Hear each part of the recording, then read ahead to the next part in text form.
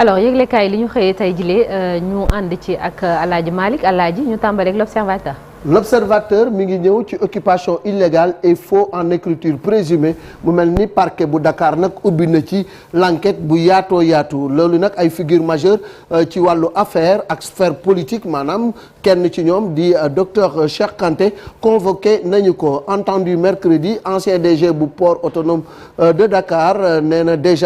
annonce déjà moom une plainte pour diffamation moom dina ko déposer contre le représentant des héritiers de feu Mamadou Dia ndax nee na dañ koo waxal lu nga xam ne du dëgg. L'homme d'affaires Abdoulaye Dia entrepreneur bi di Massal maire de Kaolack Serigne Mboup commune de Grand Dakar ki leen représenté mooy le maire sama nijaay Jean-Baptiste Diouf ainsi que l'homme d'affaires Marc Aldoroso ak madame Adama Sall de l'agence Indépendance Immobilière ñoom ñëpp tudd nañ leen ci lu ni mel. ñu ñëw ci leneen également muy rek défense et sécurité ñu daal ci def càmbar diagnostic sans détour bu nga xam ne ni général Safoulaye Sow sur le crime organisé le général Birame Diop expliqué na lan moo tax Sénégal jël li nga xam ni mooy wàllu jaww ji def ko bouclier sécuritaire loolu yëpp dellu si nañ ci la diplomatie d'État à l'épreuve de la mémoire mu mel ni fanweeri at ak juróom après guerre golfe bi nag Ibrahima Makalou Cissé bokk ci ñi nga xam ni yàlla dogal nañu mucc ci accident ba ca amoon muy avion ba daanu woon moom nag brisé na silence bi am na famille yu nga xam ni tas nañu ay séquelles psychologiques ñu nga xam ne ba léegi seen xel nekkatul ak ñoom ak ñu nga xam ni ndóol gu métti la ñu dund proche soldats yi ñoom nee nañu daal li ñu seetlu mooy état daf leen a fàtte ñu ñëw ci mbir yoon avec affaire adjoint au maire des Agnam le témoignage du chef de cour du pavillon spécial moom déglu nañu ko les avocats de Farba nag dinañu jàkkaarloo ak presse bi niki talaata la bataille des couloirs Sénégal Maroc ay techniciens ñëwaat nañ ci càmbar ko faram fàcce ko daal di koy rek wax naka la ñu war a taxawee piste ouverte par les pionniers des footballeurs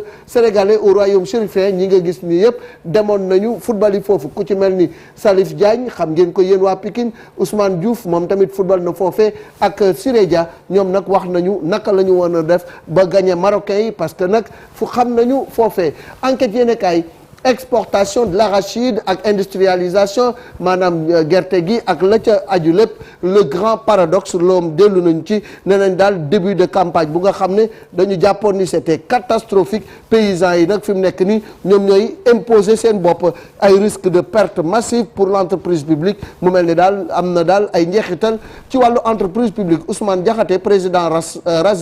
Raziat moom nee na on ne peut pas industrialiser et exporter la matière brute nee na mënuñu ko industrialiser ba pare di ko jël di ko yóbbu bitim réew CAN 2025 finale Sénégal Maroc kii pour suppléer Kalidou Koulibaly kan mooy ñëw ci place Kalidou Koulibaly ndax Mamadou Sarr lay doon wala boog Ablaye mi nga xam ne moom moo ko remplacé woon keroog kan la ciy doon Softcare député yi nag entamé nañu ab audition magazine de l'appel ñu ngi jëm ci wooteb Seydina Limamou Laye l'héritage unificateur de Seydina Limamou Laye ñu ñëw ci le quotidien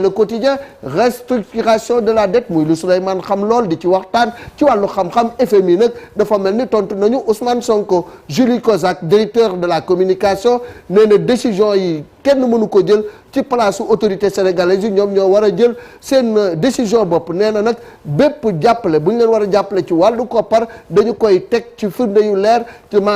maanaam naka la ñu yore alalu finance publique bi waaye tamit xool Sénégal ndax attan na bor bi wala déet gel de la loterie pour migrants mu mel ni Trump nag visa na daal di Sénégal Serigne Gueye Diop ci affaire Softcare fii la ko waxee démb biñ ko invité nee na mënuñu bëgg ay industrie di ñëw ba pare di wut di tëj ay industrie yu nga xamante ni xëy na dañoo def njuumte CAN final Sénégal Maroc fukki lion ak juróom-ñett yu nga xam ne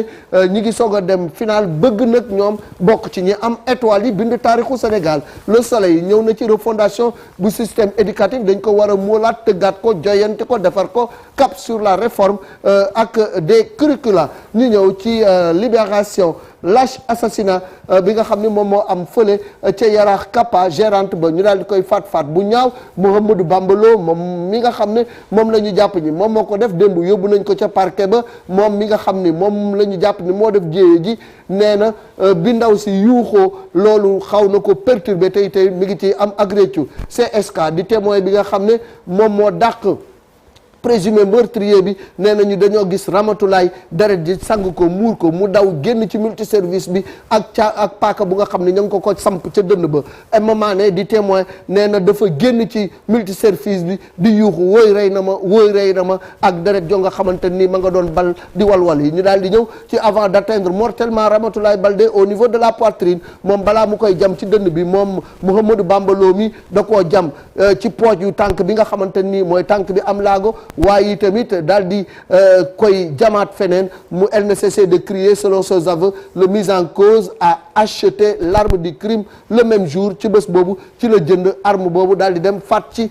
ki nga xam ne moom moo di Ramatulaay affaire de 2 téléphones détenus par Farba vers l'ouverture d'une information judiciaire ba moytu daal mbir mi dinañ ko gën a xóotal enquête bi gën ko yaatal finale de la CAN dimanche bi lay doon Sénégal ak Maroc une première historique ñaari équipe yi 23 reprises la ñu daje ci toute compétition confondue waaye en phase finale de Coupe d'Afrique des Nations musuñu cee laale Pape Thiaw coach gaynde yi nee na pour moom Sadio Mané moo nekk meilleur joueur d'Afrique de tous les temps moo fi mën ñu daal di ñëw ci résultat de l'exercice 2025 de la DGID def na recouvrement bu am solo muy 2 milliards 900 wala 2,915 milliards presque 3,000 milliards yu nga xam ne dugg na ci seen gafaka tribune yéenekaay mi ngi ñëw ci au moment où Sonko rejette toute option de restructuration de la dette ñoom nag li nga xamante ni FMI la ñoom changé nañu d'interlocutrice en discussion financière engagée mu mel ni visite bi dina marquer la prise de fonction officielle bu Mercedes Vera Martin nga xam ni moom moo fi nar a ñëw toog le premier ministre Ousmane Sonko dafa waxoon ni ñoom autorités sénégalaises yi du ñu def restructuration xalaatuñu ko nouvelle plateforme pour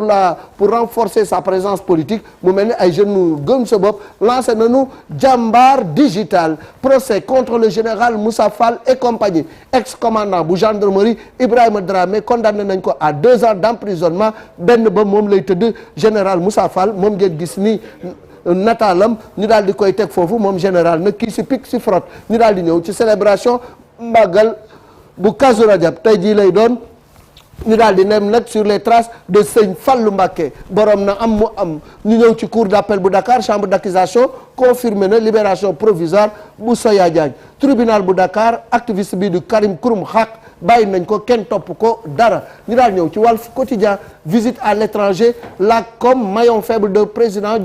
Diomaye ma nga ca Abu Dhabi waaye ñu bëri yëguñu ni sax président Diomaye dem na fa xanaa bi mu jubilé ci match bi la ñu xam ni tukki na dem na umra ji ñu bëri yëguñu ko loolu nag nee nañu comme bi nga xamante ni moom moo nekk autour du président daal am na lu cay sooxe ba bu génnee day mel ni benn Malick Thiandoum bu voyager revenus commerciaux et contributions internationales plus de 11 milliards la ñuy xaar ci JOJ Dakar 2026 Sénégal Égypte 1-0 ñu daal di ñëw nag daal di dellusiwaat ci match boobu nga xamante ni demi-finale la ñetti clé yi nga xamante ni moom moo tax ñu daal di noot pharaon yi dóor leen yóbbu leen ca pyramide yi teg leen fa daal di ñibbisiwaat ñu ñëw ci leneen muy les échos yéenekaay préparation finale dimanche face au Maroc Pape Thiaw nag dafa tëj tanière bi équipe bi mi ngi nëbb li nga xam ne moom lay liggéey bëggul kenn xam ci dara les Lions tey jii la ñuy dem ca Rabat déjà 5,58 milliards dugg na ci gafaka keesu fédération sénégalaise de football ndax boo demee ba egg final waa CAF dafa am lu nga xam ne moom lañ lay jox boo jëlee coupe bi nag mu gën faa neexati yàlla nañ ko jël Walid Regragui j'adore le Sénégal ils sont comme des frères nee na moom dafa bëgg waa Sénégal comme ay frères lañu waaw bëggante nañu ay frères lañu waaye buñ dajee ci terrain bi na saf ñu daal di ñëw ci manifestation non autorisée dans l'affaire des mendiants de personnes à mobilité réduite maanaam daal ñu nga xam ne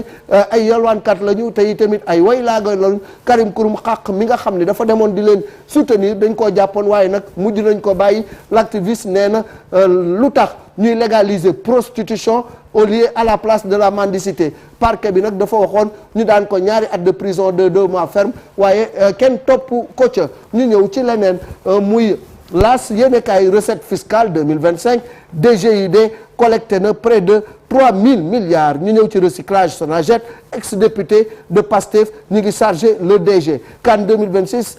Gana Gueye le taulier irremplaçable au milieu moom Gana daal ci digg bi tubaarkàlla mu ngi fay def CAN bu am solo affaire softcare parlementaires yi dem nañu defi enquête populaire Vox Populi bokk les Lions ña ngay gën a